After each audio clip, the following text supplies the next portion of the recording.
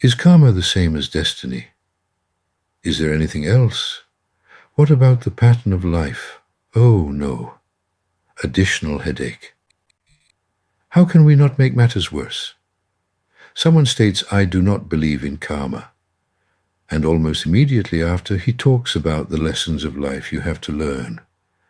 Why, in God's name, does my neighbor collect all the comfortable experiences, and I am left with the ones that rip me to pieces? It is a matter of destiny, claims the Greek scholars.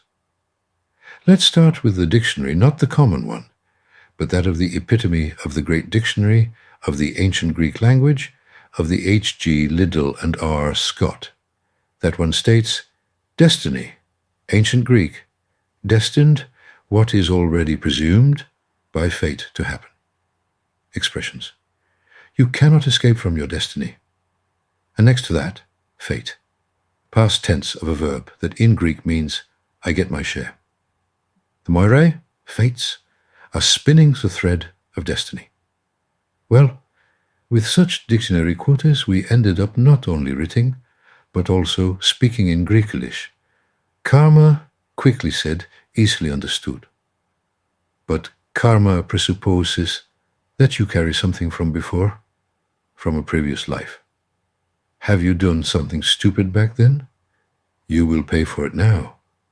And since you are going to pay it dearly in this life, in the next life, you will be given a comfortable lifestyle to rest and repeat the same mistakes. Usually those who have everything tend to make the most stupid mistakes. Don't you think that idea is full of holes? The ancient Greeks expressed it differently. When the child was born, the moirae were spinning out the thread of his life. Unfair, but right. For example, if a baby has in his DNA elements that the moirae could read, they relatively easily identify the way he would follow. Here, however, there is no prehistory. History is written as a tendency from the moment of birth, and the influences each individual accepts have to do with his family's standards and the way he is educated. If we want to clarify these concepts, it is sufficient to remember that destiny has to do with laws concerning man and his action in creation, while fate has to do with the operation of the universal spiritual forces.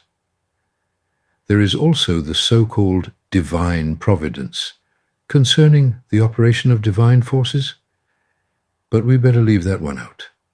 At this point comes a relatively new concept, that of the motif that follows the man shortly before he appears in his life for his daily struggle. In this perspective, the man begins as a spark of a range of properties that is not a measure of quality, but a way of acting in the future. Let's take a simple example. The most straightforward pattern, we could call it the life plan, that is available to anyone interested, is the one that has 2 milestones and a process. The benchmarks are birth and death, and the process is life. This pattern is widespread, and many are those who choose it. However, it can become more prosperous and include other milestones and, of course, other more predestination processes. All these packages are not characterized by deterministic situations. Everything works at the state of possibilities, and there is a certain amount of fluidity that describes it. But there is a choice at the stage before the beginning.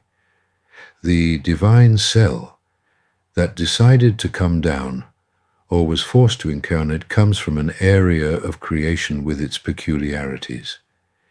It is therefore natural to attract a corresponding pattern in the process of selection. Here's where the moirae joins in. They are the ones who read the choice and prepare the suitcases. And the fracking bitches make mistakes. You're a Manchester United fan and they give you a green sweater, making you wonder if they believe you are a frog. But you are the one who chose the pattern. That's why some things do not fit you while they are perfect for your brother. That's why you see the various milestones with a different look, and you experience the processes differently. Someone might ask, so what? There is no question. There is an underlying condition characterized by a sense of happiness. Are you on your motif? You feel inner satisfaction? You are not. Everything is going to hell. Our big problem is to figure out which pattern we have chosen. We usually screw it up. We are like athletes in training.